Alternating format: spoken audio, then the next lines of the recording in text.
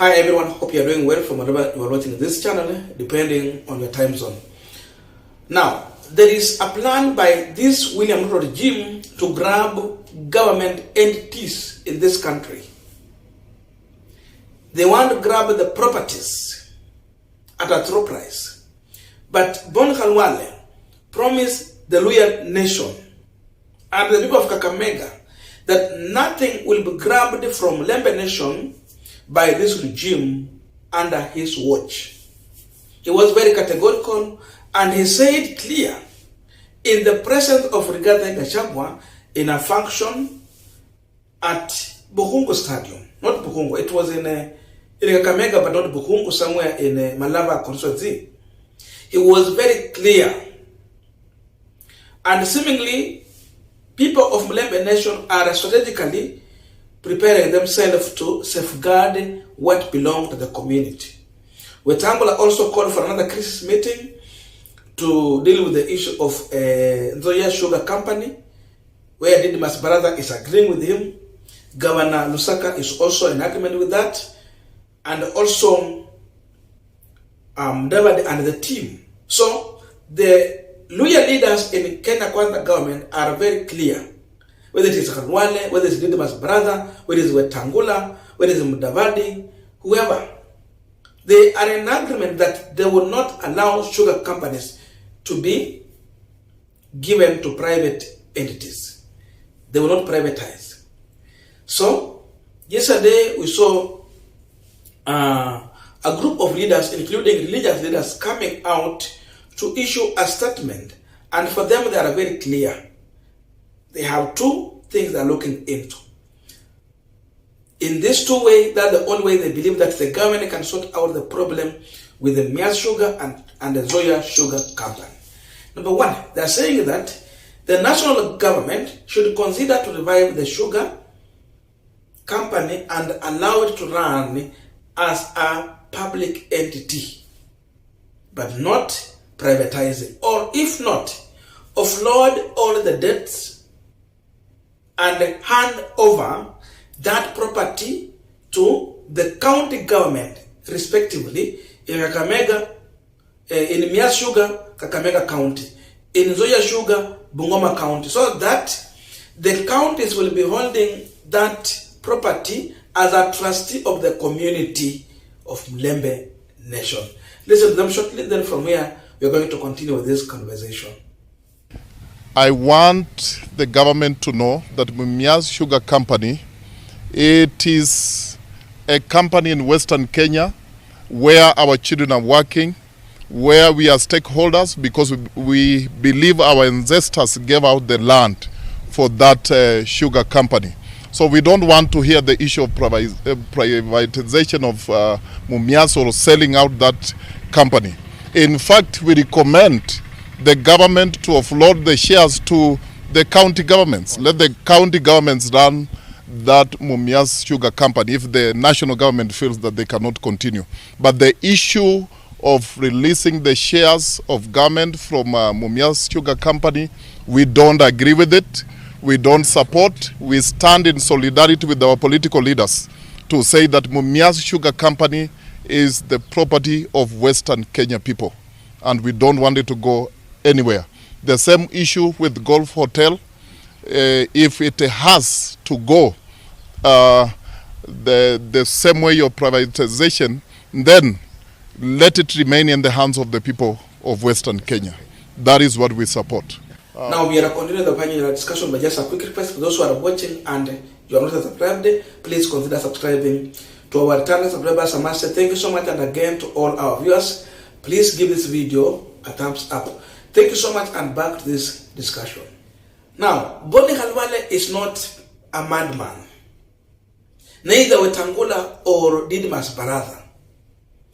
These individuals understand what it means handing over Maize Sugar Company with a nuclear land in tune of hundreds of thousands to individuals who want to grab this property.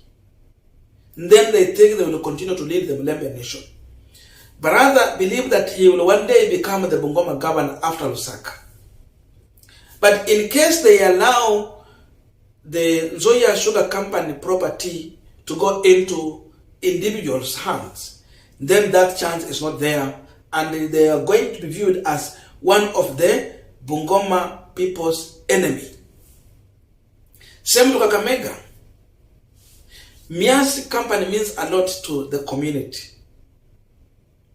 So Khalwale also believes that he still has a chance in political environment in Western region.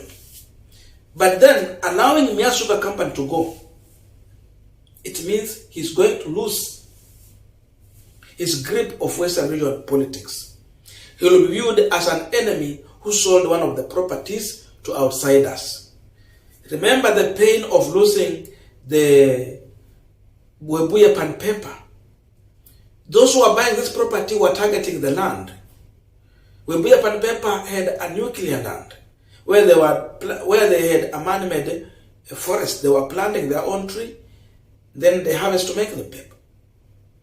It went. And Lusaka was viewed as the biggest enemy because he was the one who was at the center of signing that property when Uhuru Kenyatta and William Ruto visited that property. Waliuza.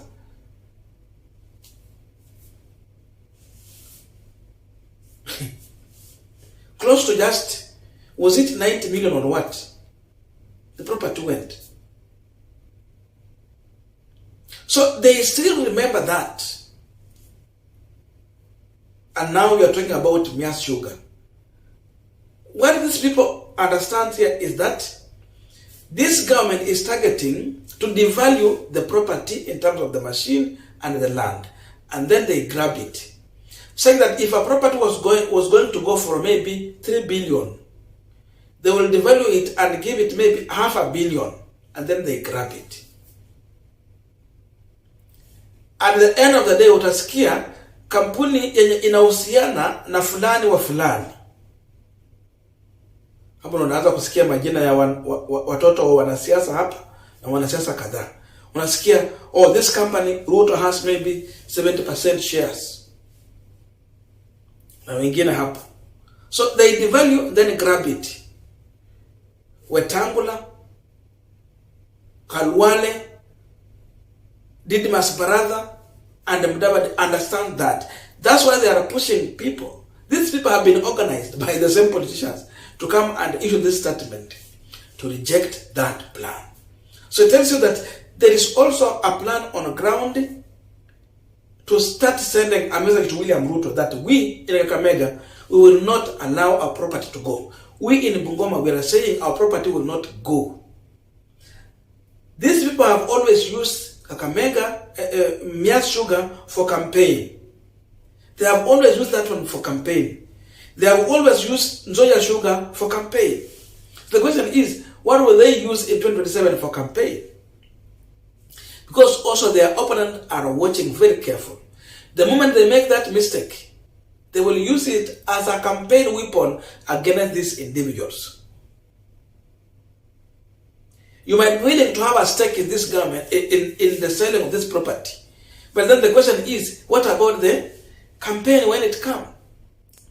So, Khalwale and other leaders are the ones even organizing these people to reject this because they know the reaction from the ground will never favor them.